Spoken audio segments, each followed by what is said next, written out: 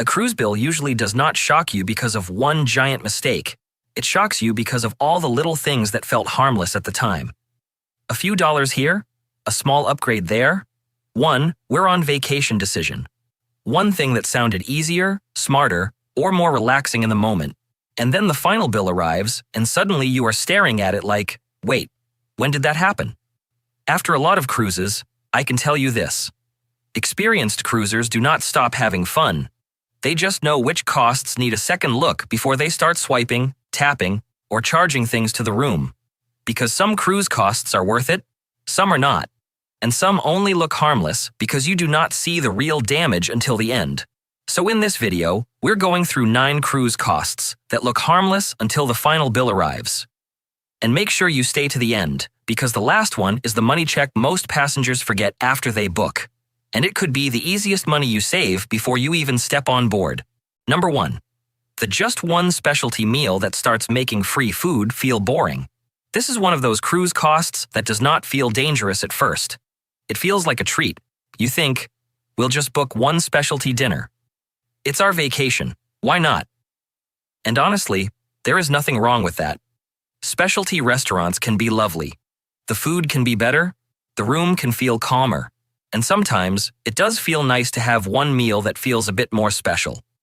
But here is where the trap starts.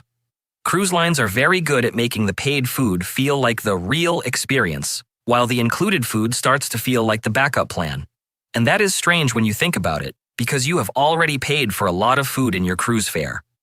The main dining room, the buffet, cafes, pizza spots, snack areas, poolside food. Sometimes even little hidden food places people do not find until halfway through the cruise. But once the ship starts showing you steakhouse menus, sushi upgrades, seafood towers, chef's tables, premium desserts, and limited availability dining times, it is easy to start thinking the free food must be second best. That is the expensive little mind trick.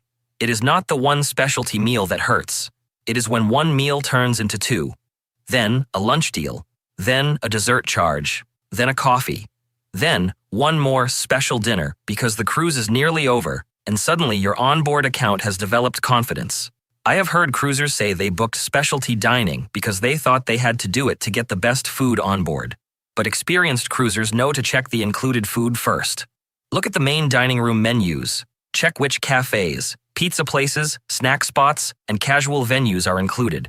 Ask other passengers what they have enjoyed. And if you still want a specialty restaurant, go for it. Just book it because you truly want that experience, not because the ship convinced you the food you already paid for is not good enough. Because the real money trap is not paying for a special meal. It is forgetting that plenty of your cruise food was already included before the upsell ever appeared. Number 2. The little extras that seem too small to matter until the bill proves otherwise. This is the cruise cost that catches people because every charge looks harmless on its own. A photo here, a fancy coffee there, a bingo session, a premium dessert, a room service fee, a cocktail in a souvenir glass, a few dollars in the arcade, a little spa product you definitely did not plan to buy, but somehow it followed you back to the cabin. None of it feels like a big deal at the time. That is the problem. Because a cruise ship is very good at making spending feel painless. You're not handing over cash every time. You're tapping your card, signing a slip, adding it to the account, or just thinking, it's vacation, we'll worry about it later. And then later arrives, usually on the final night, when you check the onboard account and suddenly start reading it like a crime scene report. I have heard so many cruisers say the same thing. They did not buy anything huge. They did not go wild.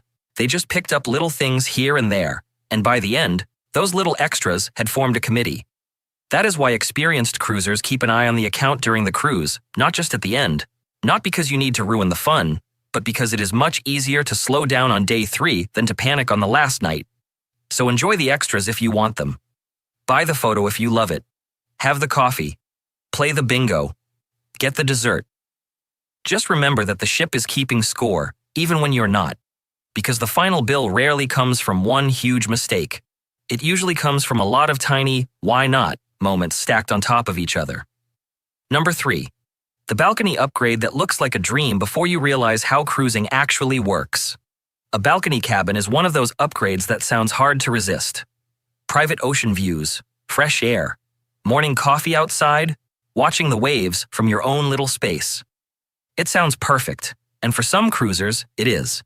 If you love spending time in your cabin, enjoy quiet mornings, need fresh air, or just want your own escape from the ship, a balcony can be absolutely worth it. But experienced cruisers know to ask one question before paying for it.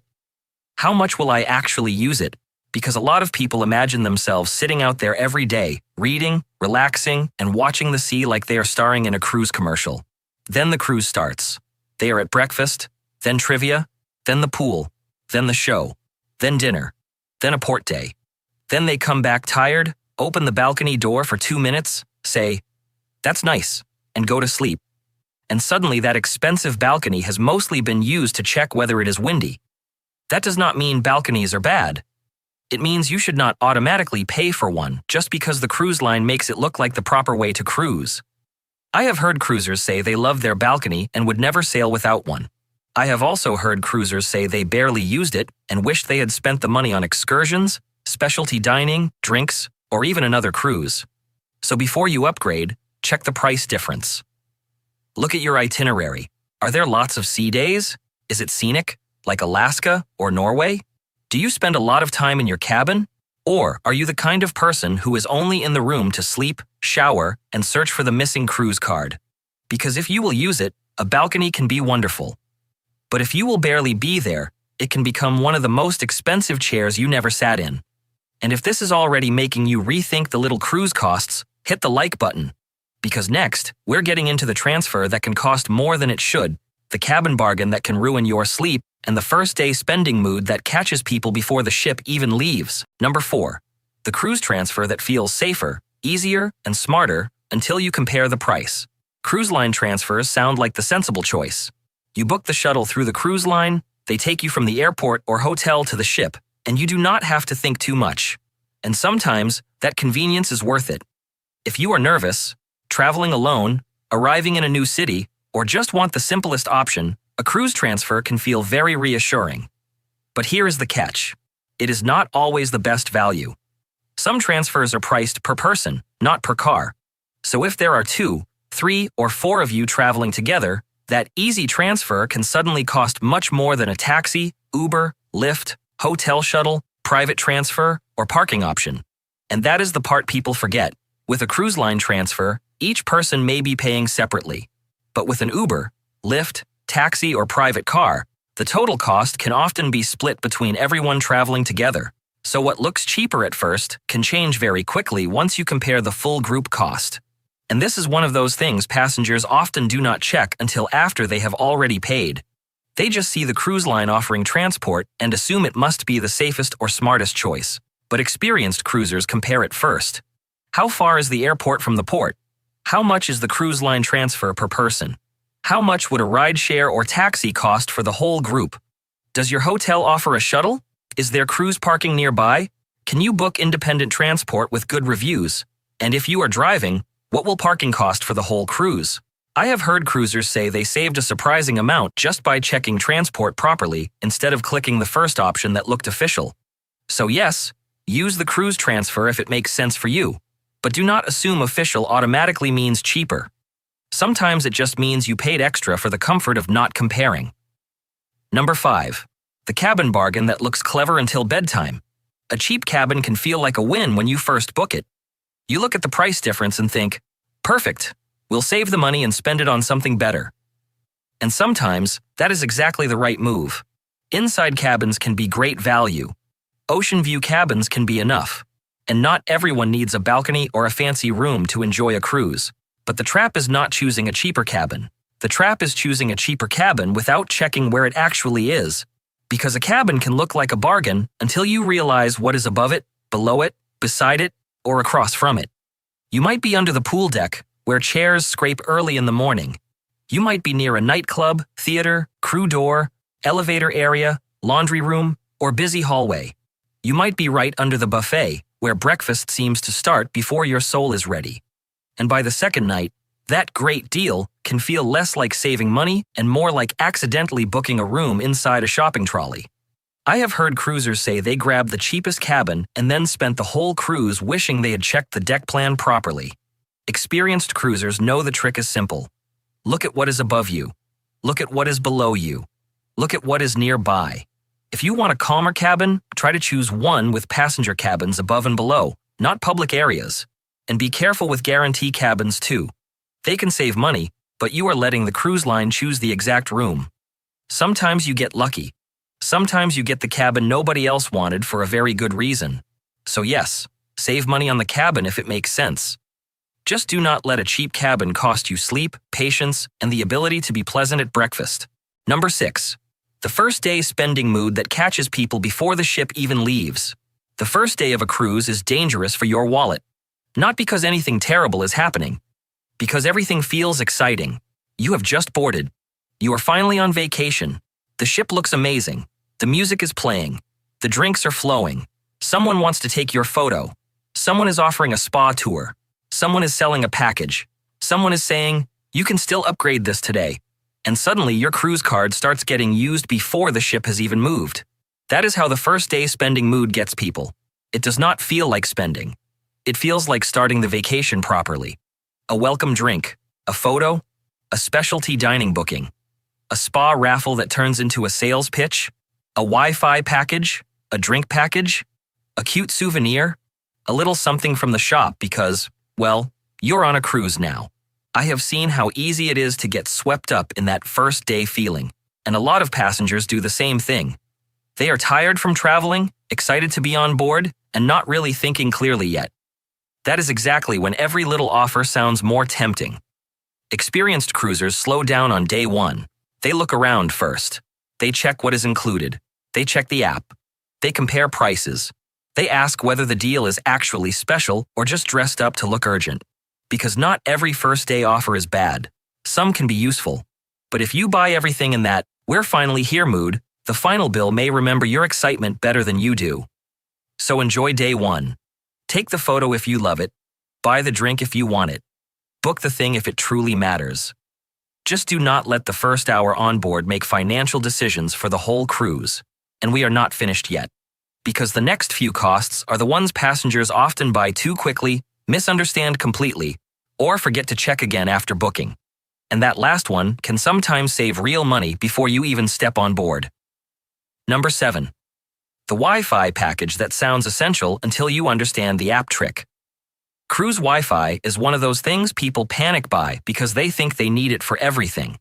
They hear ship Wi-Fi and assume that if they do not buy the internet package, they will not be able to use the cruise app, check the schedule, see menus, manage bookings, or look at their onboard account. But that is not always how it works. On many ships, you can connect to the ship's Wi-Fi network to use the cruise line app without buying a full internet package. That app may let you check the daily planner, dining times, activities, menus, show bookings, and account details while you're on board. Normal internet is different. If you want email, websites, social media, YouTube, video calls, or messages outside the ship, that usually means paying for an internet package. And that is where people get caught. They buy Wi-Fi because they think they need it for basic ship information, when what they really needed was to understand the difference between the free ship app access and paid internet. Some passengers only realize this after they have already paid. Experienced cruisers check first. What does the app do for free? Does onboard messaging cost extra? Is the internet priced by one device or multiple devices? Is it cheaper to buy before the cruise? Do you really need it every day or only on sea days? And if you mostly want internet import, would a local eSIM or phone plan work better for you? The point is not that cruise Wi-Fi is never worth it. Sometimes it absolutely is. But do not buy the most expensive package just because the word Wi-Fi made everything sound urgent. Because paying for internet you actually need is one thing. Paying because the ship confused you before you even opened the app is where the trap begins. Number 8. The drink package that turns vacation drinks into a break-even mission. A drink package can sound like freedom. You pay once, stop thinking about prices, and order what you want without checking the bill every 5 minutes. And for some cruisers, that is exactly why they love it. It makes the cruise feel simple. No mental math, no second guessing, no little voice saying, "Was that cocktail really worth it?" But here is the trap. A drink package only saves money if it actually matches the way you drink. Not the way you imagine you might drink because you're on vacation, the way you really drink, Because when people buy the package, they often start doing cruise math in their head. A cocktail at lunch, a coffee in the morning, a soda, a glass of wine, a bottled water. Another cocktail because, technically, they are getting value. And suddenly the package has turned into a daily challenge. You are not just enjoying drinks anymore. You're trying to beat the package. And that is where experienced cruisers slow down and check the numbers before they buy. How much does the package cost per day? How many drinks would you actually need to have every single day? Are port days included, even though you may be off the ship for hours? Does everyone in the cabin need to buy it too? Are specialty coffees, bottled water, sodas, mocktails, or premium drinks included? Are gratuities added on top? Some passengers love having the package because they like the convenience. Others realize they would have spent far less just paying as they go. Neither person is wrong. The mistake is buying it because it sounds like the proper cruise thing to do. So, before you add the drink package, be honest with yourself. If you really will use it, great. But if you are going to spend the whole cruise ordering drinks just to justify the cost, that is not vacation freedom. That is homework with ice. Number 9. The price drop most passengers never check after they book. This is one of the biggest cruise money checks, and it is also one of the easiest to forget. Because once people book the cruise, they mentally move on. They start thinking about cabins, outfits, excursions, drink packages, flights, hotels, and whether they really need another pair of cruise shoes. But experienced cruisers know the price can still matter after you book. Cruise fares can change. Sometimes they go up, sometimes they go down. And if your cruise drops in price before final payment, you may be able to ask for a price adjustment, onboard credit, or another option depending on the cruise line, fare type, and booking rules. But here is the part people miss. The cruise line usually is not going to chase you down and say, "Good news, we noticed you could pay us less." You have to check. Look at the same ship, same sailing date, same cabin type, same number of passengers, same perks if possible. If the price has dropped, contact the cruise line or your travel agent and politely ask what can be done. Sometimes nothing can be changed. Sometimes the fare rules are different. Sometimes you may need to reprice and lose a perk, so you have to compare properly. But sometimes it can save real money. And that is why this is worth checking. I have heard cruisers say they saved hundreds just by noticing a price drop before final payment. That is the kind of cruise saving I like, because it does not mean giving something up on board. It means checking whether the same cruise is now being sold for less. So after you book, do not forget about the price. Check it every so often before final payment. Ask your travel agent to watch it if you use one, and do the math before accepting any change, because one of the best cruise savings is not always skipping drinks, missing meals, or saying no to every little extra. Sometimes it is simply catching the price drop most passengers never look for. Cruise spending is tricky because most of these costs do not feel huge at the time. But by the final bill, they can look very different. So the goal is not to say no to everything. It is to know what is actually worth paying for before the ship makes spending feel too easy. Have you ever looked at your cruise bill and thought, "Wait, how did it get that high?" Tell me what charge surprised you the most in the comments. And if this video helped you, please hit the like button. The video on the screen now is a great one to watch next, especially if you want more cruise tips that can help you avoid stress, save money, and cruise smarter before your next sailing. Thanks for watching, and I'll see you in the next one.